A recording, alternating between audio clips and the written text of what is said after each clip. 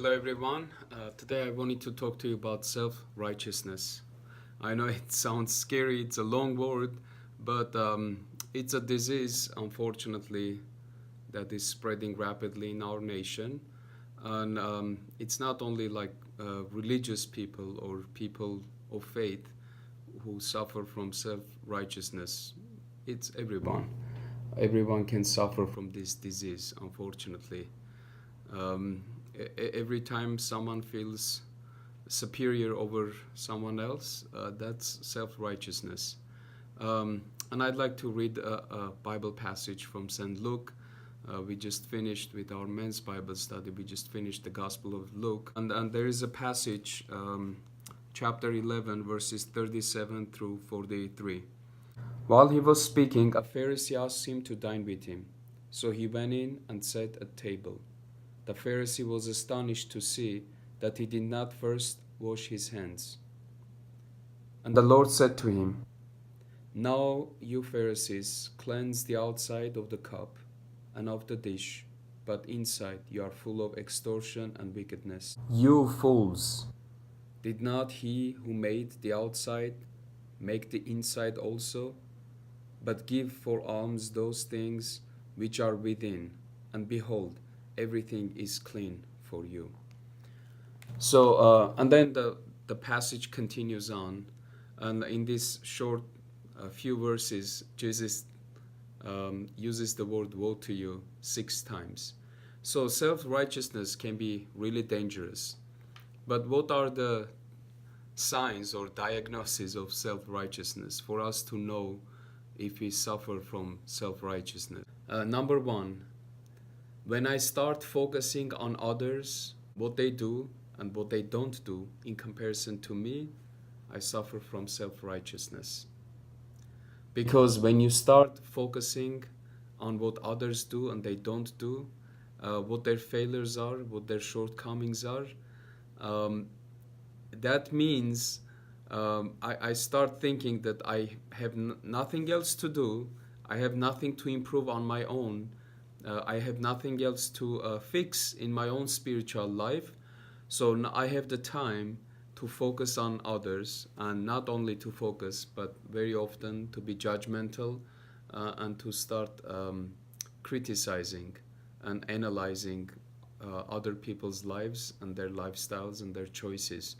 So this happens probably to everyone, including myself. I very often catch myself doing that. But in actuality, we have to focus on our own life. Because as the church fathers say, if we focus on our own spiritual shortcomings, we won't even have time to focus on what others do and they don't do. So focusing on others is the first sign of self-righteousness. The second sign is when I try hard and work hard to be perceived a certain way rather than being a certain way. There is a huge difference. So I can, my outer appearance in what I do and what I don't do, the way I speak, my actions, my gestures, my movements, especially in the church, I can play a good saint. I mean, it's really easy. And I can appear to be a very righteous person, very religious, devout person. But what's in the inside? Because I can be perceived a certain way, but do I live a certain way? That's the difference. But when we are in living our life in a certain way, it's not perception anymore. It is the reality. Number 3 is when I love receiving praises and wonderful words about me from people to the point that it conceals my internal flaws. We can be blinded by praises from the people. One thing we have to always understand that praises that come from people, or even criticism that comes from people, everything, all the opinions that people express, whether positive or negative, are very relevant, and they are very shaky, unreliable, and they are not perfect. So because we make judgments based on the outward appearance of people, what we see, and we make a snap judgment based on that. That judgment, unfortunately, very often can be emotional. It can be very biased.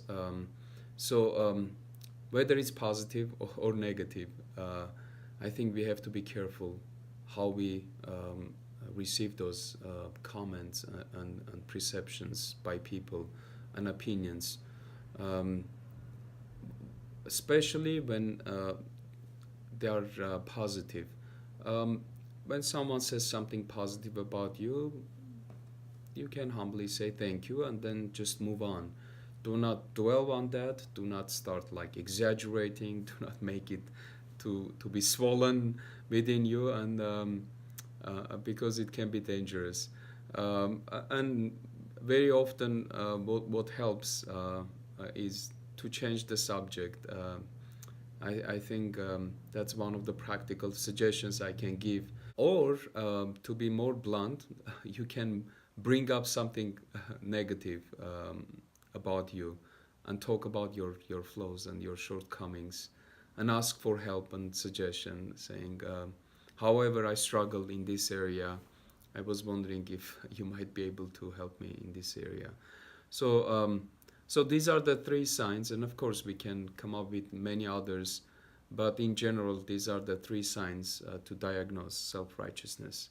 The dangers of self-righteousness obviously are vivid, because Jesus, like I said, uses the word woe to you, the expression woe to you, O Pharisees, 6 times in this short passage.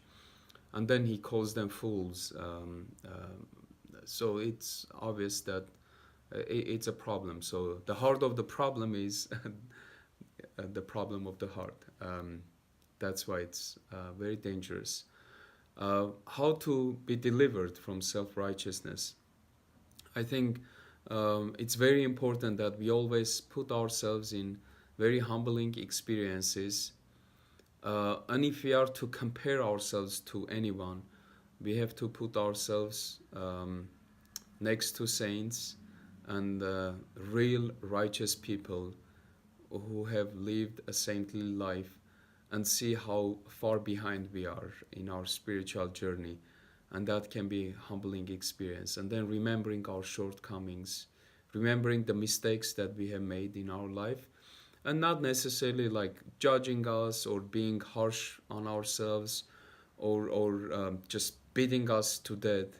No, but in a very balanced and healthy way, we have to really know our advantages and disadvantages, our shortcomings, and also our gifts, because we are all given gifts as well.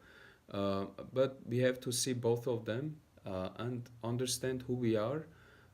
Then, of course, trusting Christ is the first key ingredient to be delivered from self-righteousness. When we start trusting the Lord, we start loving people more, we become more patient, we focus on Christ, and we focus on our own salvation, and we don't waste our time judging others, focusing on others' shortcomings, what they do, what they don't do. And we focus on our own spiritual journey, and we focus on fixing on our own life, our own spiritual life. So may the Lord spare us from self-righteousness, because it's a very dangerous spiritual disease. And unfortunately, with today's culture and the environment that exists, pride and self-righteousness are very much part of our daily life.